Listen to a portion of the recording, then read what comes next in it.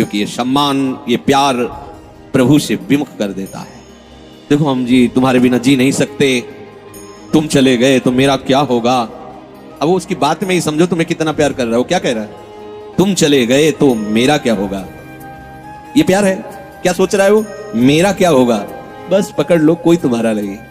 कोई तुम्हें जो बहुत प्यार करता हो उसकी बात सुनना, उसमें आप अगर विवेक जागृत है तो उसमें गंध मिलेगी केवल स्वार्थ की, केवल स्वार्थ की। कहीं किसी कोने में तुम्हें प्यार नहीं मिलेगा। पूरी प्यार की जो स्वांग भरी वृत्ति है उसमें केवल स्वार्थ नृत्य कर रहा होगा, केवल वासना नृत्य कर रही होगी, केवल कामना का तांडव होगा। बस विवेक से देखना, अगर विवेक नहीं तो सब फंसे हुए तो उसी में है। प्रभु कह रहे हैं कि जब साधक भगवद आश्रय नहीं लेता तो कहीं ना कहीं उसके हृदय में भोक्ता और कर्ता भाव बना रहता है, अहंकार के। फिर वो विषयों का चिंतन करता है। बहुत ध्यान देने योग्य बात है। विषयों का भोग तो बाद की बात है, हमारी दुर्गति का प्रधान कारण विषय चिंतन है। इसीलिए भगवान ने कहा है कि जो मेरा चिंतन करता है निरंतर, उसके लिए मैं सुलभ हो जाता हूं। अनन्य चेता सततम यो माम स्मरति नित्य साहा तस्याहम सुलभा पार्थ। मैं उसके लिए सुलभ हो जाता हूं। अब यहां ध्यान देना है कि विषय क्रिया नहीं हुई, लेकिन केवल चिंतन आपके हृदय को बर्बाद कर देगा। इसीलिए कहा गया कि एक क्षण भी भगवत चिंतन छूटा तो हानि हो गई। ऐसे संस्कार गलत अंदर डाल देगा, वो जलाते रहेंगे। मन जो है ना ऐसी स्थिति पैदा कर देगा कि ये ज्ञान विज्ञान आपकी समझ में ही नहीं आएगा। ध्यायतु विषयान पुंसः।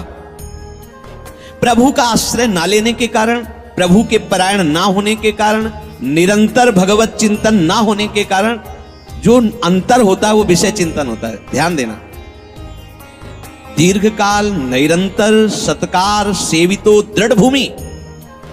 जब दीर्घकाल तक निरंतर भगवत चिंतन का अभ्यास किया जाता है तो दृढ़ भूमि वो इतना पक्का हो जाता है कि फिर आप छोड़ना भी चाहो तो नहीं छोड़ सकते। जैसे विषयी पुरुष भले कहीं भागवतिक स्थान में भी बैठा हो पर वो अपना ही दृश्य देखेगा, अपना ही चिंतन करेगा। ऐसे भागवतिक पुरुष भले ही वो विषय प्रपंच में बैठा हो लेकिन वो अपना ही दृश्य देखेगा, अपना ही चिंतन करेगा। तो जो भगवत परायण नहीं होते, प्रभु का निरंतर चिंतन नहीं करते, उनका विषय चिंतन ही होता है। वो विषय चिंतन ही करता है ऐसा नहीं कह रहे, स्वाभाविक होता है विषय चिंतन उससे, क्योंकि भगवत परायण नहीं है, निरंतर भगवत भजन का अभ्यास नहीं किया तो होगा क्या? विषयों को भोगता रहा है। उसी कर्तृत्व भोक्तृत्व भाव का चिंतन होता रहता है। ये बहुत खतरनाक स्थिति, प्रायः इसी स्थिति में पूरा संसार है। बैठे बैठे बस वही चल रहा है, ये किया वो करूंगा, ऐसा बना लिया वैसा बना लूंगा, अब इतना ऐसा हो जाए फिर वैसा हो, और ये सब का सोचते सोचते काल आ गया, मृत्यु, शरीर छूटा। अब जो सोच रहा था, जो सोचा उसके परिणाम से दूसरी योनि मिली। अब बस यही चक्र चल रहा है। जब ये प्रभु का चिंतन करता है तो संसार का चिंतन जो स्वाभाविक होता रहता था अब हो तो रहा है। देखो ना, जैसे हम नाम जप करते हैं, भगवत चिंतन की चेष्टा करते हैं तो बड़ी जोर से गंदगी आती है। ये सबका अनुभव है जो भजन करते हैं, बड़ी जोर से, जैसे कि दरिया में उफान आ गया हो। एक से एक गंदी से गंदी, मतलब जो आपको भी लगेगा कि यार ऐसी बात कैसे हो सकती है। बिल्कुल घृणित, वो आराध्य देव पर घृणित भाव, वो अपने गुरुदेव पर घृणित भाव, वो कुछ भी डरना नहीं था, समझना। ये आपके, तो आपको लगेगा कि कितना नीच हूं, कितना गंदा हूं, क्या क्या सोच रहा हूं, कैसे, मतलब कुछ नहीं, समझना। बिल्कुल तटस्थ भूमिका होनी चाहिए। मैं थोड़ी सोच रहा हूं ये सब गंदी नाली के कीड़े की तरह मन इंद्रिया भोगों में रहे, अभी गंदगी फेंक रहे, बिल्कुल तटस्थ। अरे मैं प्रियाजू के लिए क्या सोच रहा हूं, मैं लालजू के लिए क्या सोच रहा हूं, और मैं गुरुदेव के लिए क्या, बिल्कुल नहीं। ये बेईमान लोग हैं, ये हमको भयभीत करेंगे, हमारी निष्ठा बिगाड़ेंगे, हमारा भाव बिगाड़ेंगे, बिल्कुल नहीं मानना। ये हम बहुत खूब अनुभूत सोची समझी बात कह रहे, खूब साधकों से मिली हुई बात। ये अपने आराध्य देव पर ही गलत भाव कर लेगा, ये अपने गुरुदेव पर भी गलत भाव कर लेगा। आपको डरना नहीं है, ये किसी भी तरह से आपको हटाना चाहता है। जहां आप भगवत चिंतन में लगे, अब भगवत चिंतन आपके हृदय में आए हुए या बसे हुए या पुराने संस्कार सब मिटाएगा। बिल्कुल आपको चिंता नहीं करनी। चलने दो नाम कीर्तन, नाम जप, मंत्र जप, वाणी चिंतन, चलने दो सेवा। ये जितनी गंदगी, चुप रहो, देखते रहो। उबने की जरूरत नहीं, खिन्न नहीं होना, ना हर्षित होना है। दोनों बात समझ। खिन्न हो गए तो वो टिक जाएगा, ऐसा नहीं है। उसमें गंदगी जब धुलाई हो रही तो निकलेगी सब बाहर। शांत एकदम, बहुत गंभीर होना चाहिए उपासक। इस स्थिति वाले को एकदम घबराना नहीं चाहिए। वो फिर अच्छी बातें भी डालता है जो संसार में सुखद मानी जाती है, उसमें आपको हर्षित नहीं होना, तटस्थ। यहां तक कि वो भागवतिक बातें भी डालेगा तो आपको भी गंभीर रहना है, क्योंकि वो थोड़ी देर जब समझ गया कि ये भागवतिक बात को सुनता है, तो जहां भागवतिक बात दी आप सुनने लगे तो अपनी पेशगी कर देगा। आप समझ ही नहीं पाओगे, दस्तखत करवा लेगा। बहुत चतुर है। इसीलिए सबसे बड़ा चतुर सृष्टि में कौन है? रामाय भजते चतुर नर।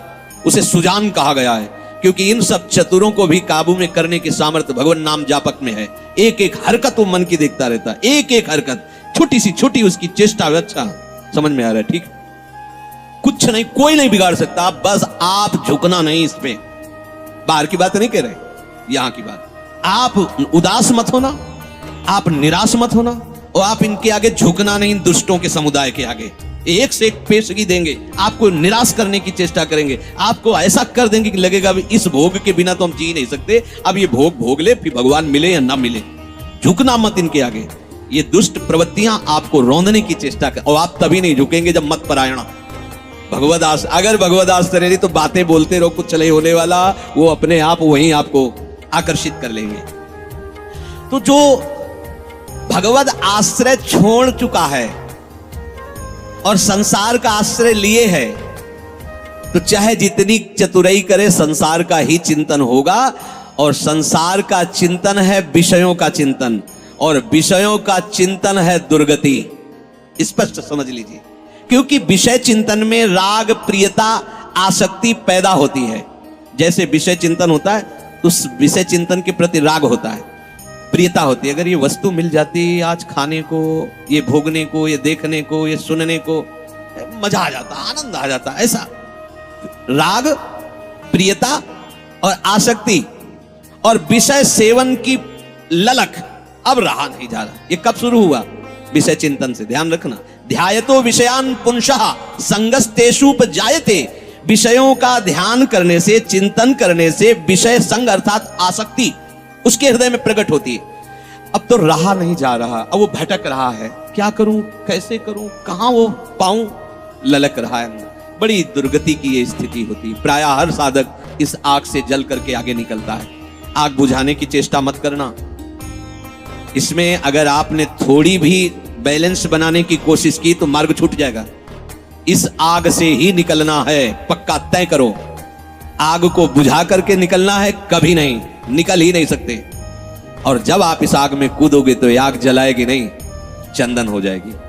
बाहर से तुम्हें लपटें दिखाई देंगी, और जब अंदर प्रवेश करोगे कि हे प्रभु आपके लिए मैं जलूंगा, तो कहीं भी धुआं भी प्रवेश नहीं हुआ विभीषण के घर में। पूरी लंका राख हो गई, एक विभीषण कर गृह, पूरा संसार जल रहा है, कामाग्नि, क्रोधाग्नि, लोभ, लेकिन भक्तों के हृदय में उसका धुआं भी प्रवेश नहीं करता, क्योंकि वहां भगवान का आश्रय है।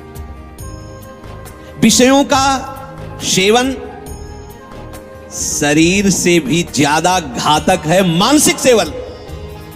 समझना, साधक क्या समझता है कि मैंने कोई क्रिया तो की नहीं, अच्छा बहुत चतुर है, मानसिक पाप लगता नहीं, कली कर एक पुनीत प्रतापा, मानस पुण्य होए और नहीं पापा, तो बैठे बैठे बस। गलत बात समझिए। शारीरिक सेवन से ज्यादा गंदगी पैदा होती मानसिक चिंतन से। शारीरिक सेवन से उतना सुखासक्ति नहीं पैदा होती जितनी मानसिक चिंतन से। देखना खुद, जब ये मन आपको किसी भोग के लिए आकर्षित कर रहा हो तब देखना कैसा वो सुख देता है, और जब आप उसी भोग को भोग रहे होंगे तब देखना फिर लगता है कि वो तो जो चिंतन में था वो तो समझो शारीरिक क्रिया से ज्यादा घातक मलिनता पैदा करता है मानसिक भोगों का संयोग। उसमें विषयों की विशेष आसक्ति पैदा हो जाती है। वो ऐसी प्रियता होती कि बार बार हृदय को चूर चूर करती रहती। तब देखो ना, संसारिक पुरुषों को देखो। अब वो विषय सेवन करे चाहे ना करे, विषय राग उसका नाश कर चुका। ये बहुत समझने की बात है। हम किसी से मिलते नहीं, हम किसी से, लेकिन एकांत बैठकर अगर आप मन के साथ विषयों में विचरण कर रहे हैं तो आप में और एक घोर संसारी में कोई अंतर नहीं है। संसारी को तो एक दैन्यता भी रहती कि मैं बड़ा नीच हूं, कामी हूं, और अपने अंदर एक अहंकार रहता है कि मैं बैरागी हूं, मैं महात्मा हूं। समझते रहे ना, शरीर से क्रिया नहीं हुई पर मानसिक आप उसका संयोग सुख चिंतन के द्वारा, तो आप बहुत मलिन हो रहे हैं, आप अपना बहुत बुरी तरह से पतन कर रहे हैं। ये भगवत वाणी है। तो होता है ना स्वाभाविक, उसमें हम क्या कर सकते हैं? उसमें नाम जप कर सकते हैं आप, वही तो डिलीट करेगा, चतुराई नहीं। कई बार सत्संग में कहा, कुछ भी चल रहा है अंदर, मन फेंक रहा है, राधा राधा राधा राधा, ये जो आपका राधा राधा चल रहा है ना, एक भी चाल उसकी नहीं चलने देगा। वो चाहे जो विषय सेवन की बात, विषय सुख की, बार बार राधा, तो वो जलाएगा तुमको। बंद करो ये राधा नाम, पहले हम जो पेश कर रहे हैं उसमें तन्मय हो, बस आप छोड़ना नहीं तो हानि हरिवंश के नाम अंतर परे। कहे हनुमंत विपत्ति प्रभु सोई, जब तो सुमिरन, यही विपत्ति फंसा देगा। अरे बहुत विचित्र है ये, बहुत विचित्र है। लड़खड़ा कर कदम वहीं खड़े हो जाएंगे जहां चिंतन चल रहा है। बहुत घृणित मन की ये चिंतन वाली वृत्ति आपको क्रिया में उतार देगी, आप रुक नहीं पाएंगे।